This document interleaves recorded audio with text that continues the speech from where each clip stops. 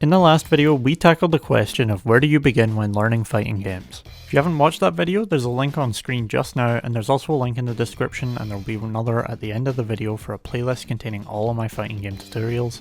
But for today, we're moving on to the second question that beginners should be asking themselves. How do you attack in a fighting game?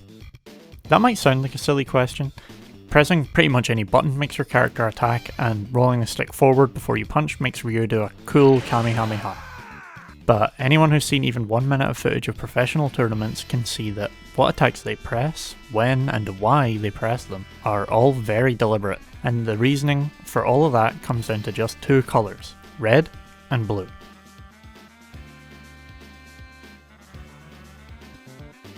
These colours are visual representations of roughly the safety of a move. If a move is red and the opponent blocks, then they can retort by hitting me for free. If the move comes up blue when they block, then I can block before the opponent can hit me back, which makes it safe. This is essentially the focus of every single interaction in fighting games. These colours are why combos work, they're why you get hit, they're why you hit opponents. Safety governs every single action you take in a fighting game, and you need to understand it in order to play against someone who's actively trying to wipe out your health bar. So let's look at safety using various visual aids from multiple fighting games, starting with the whole red versus blue thing. Anyone who watched the previous video might remember a sneaky bit of footage of Tekken's punishment training mode. This is the easiest way to show why safety is important. First, for the obvious, let's look at how these colours are applied in Tekken. If I use a light punch and the opponent guards it, I show up a transparent blue. If I use a heavy punch and the opponent blocks it, I show up a transparent red. But if I choose this move, forward in both punches, when it's blocked, I show up in an opaque red. What do these colours mean? If my opponent blocks my move, but I'm blue, then I can act before my opponent does, after they've blocked. A red move means that my opponent is able to act before I am. I can showcase this by setting my opponent to mimic my move and only guard the first attack I do. If I just spam the blue light punch, I win every time, whereas if I spam the red heavy punch attack, I lose. The transparent red and blue attacks are actually both safe when blocked. They have their purposes, but those purposes are hard to take advantage of without first understanding the opaque red and opaque blue attacks. So what's going on there? First, let's take a look at what the moves causing these bold colours actually do. If I hit the opponent with this specific move, and they don't block it, they get launched into the air. And in fact, if we look at Negan's sample combos, the first set of combos comes from hitting the opponent with this move. So it's an opportunity for a lot of damage. If I enter punishment training and I block this move, I'm told to respond with down forward heavy punch. We see these opaque reds and blues again when I block this attack, and what would you know, the move that I'm being recommended to punish this attack with is actually the second move that Negan has combos listed under. As you might have intuited from the name, responding to a blocked attack like this is known as a punish. For an incredibly simple and well known example, a crouching heavy kick in Street Fighter is known as a sweep, and with any character, blocking a sweep rewards you with a sweep yourself. The punishes like this are very simple. They yield very little damage, and it would take up to 13 of these to actually win against someone by just doing only this. As Tekken's punishment training is intended to teach players, punishes that lead into combos are the risk of using unsafe moves, and those are why you should look for the right situation in which to use your moves, either as punishes themselves or as tools for combos, basically whenever the right opportunity presents itself. So on to the real topic of this video. Some games are a lot kinder with helping players understand these things than others, but all of your character's moves have purposes, and you need to understand them in order to play your character well, lest you wind up being punished yourself.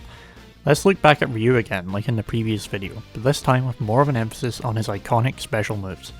Ryu is what's known as a Shoto, named after the style of karate Ryu fights with, and this type of character tends to be the main character in most fighting games.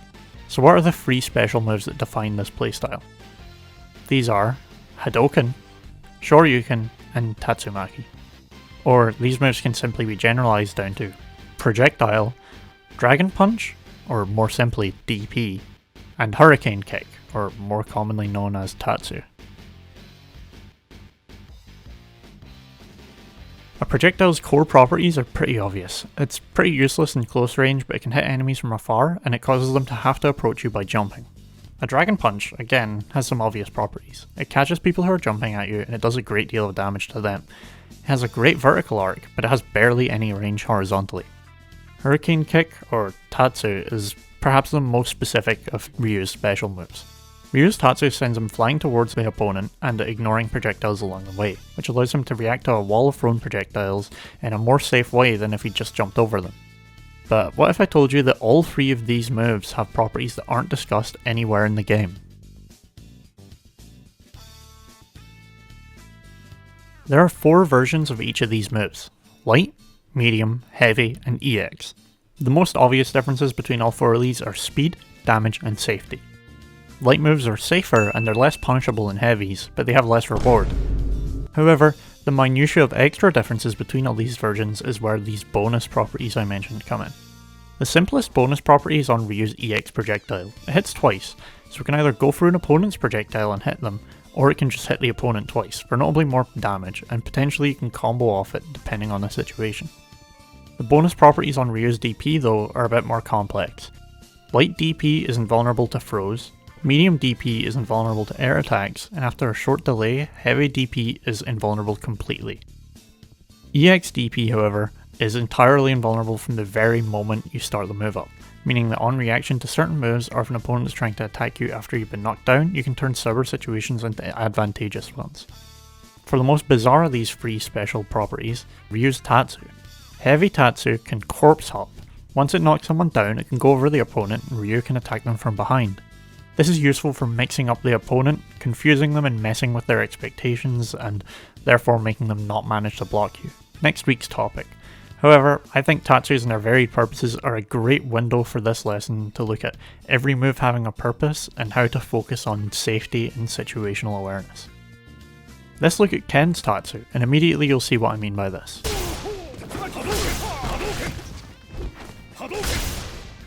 Ken's Tatsu doesn't have Ryu's projectile dodging capability, so what does it even do?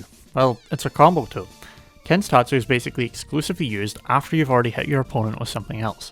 In fact, you can even do a DP to an opponent afterwards, which is something Ryu can't do without spending meter. To mirror this, Ken's Tatsu can actually go through projectiles, but only when in V-trigger, thusly leaving Ken weaker in some areas than Ryu, but stronger in others. This is very fundamental in understanding characters, why you pick them, how to play them, etc. To drive this point home even further, I want to talk about 2 Tatsus from completely different games. Akuma's Tatsu in Tekken is pretty much identical to its Street Fighter counterparts. It can corpse hop and it goes over projectiles. And Faust's Tatsu in Guilty Gear Strive goes over low attacks, and in fact you can even steer it up into the air. But what does every single one of these 5 moves have in common? They are all punishable on block. So now you should be able to see why understanding these properties is a huge deal in fighting games. Picking bad times to use special moves or even using the wrong version of the correct special moves can often be handing a combo to your opponent on a plate, and this can be further extrapolated onto characters' normal moves too. The game I use to teach people fighting games is actually this game, Under Night In-Birth, because its control scheme itself adheres to this rule. Instead of having light punch, heavy kick, etc., Under Night just has 4 buttons, A, B, C, and D. A moves are light and fast, B moves are slower but with longer range and bigger damage, while C moves are notably slower but they have the best range and damage of the bunch. D is reserved purely for a character's special move. And just like you might expect, C and D moves tend to be punishable, B moves are safe when used at the correct range, and A moves are almost never punishable. At a higher level you'll be expected to understand this to a much deeper degree than just this generalization of A, B, C and D, but in other games this general rule often applies. Heavy attacks and special moves can be punished and should be used sparingly. Medium attacks are safe when used at the correct range, while light attacks are almost always safe to have your opponent block. The skills a beginner should focus on mainly for offense is just staying safe and punishing correctly. I know it's very tempting to just use things that look cool or that are strong generally, but in situations that are wrong. But when you know the difference between having your jab blocked and blocking one of Negan's sweeping bat swings, this will open up many opportunities for big damage for you, and it's a second core skill between you and going pro or just being the best player in your friend group. It's a skill that you'll be developing the entire time you play fighting games, and it will grow much more natural over time and will be transferable to any fighting game that you play. That's all for today's video. The next tutorial will be about mixing these two skills together, using the combined knowledge of safety and blocking in order to break through your opponent's block, and allow you to actually get good damage out on your opponent, outside of just purely defensive scenarios. If you'd like to see more, I'd ask you guys to like the video, subscribe to my channel, and hit the bell for notifications. It really helps, and it'll allow me to keep making more guides for beginners and move on to teaching more complicated but more interesting topics like combos and even fighting game lingo. As always, comment if you have any feedback, questions, or suggestions for future content. I'll see you all next video, and I hope you all remember to stay safe.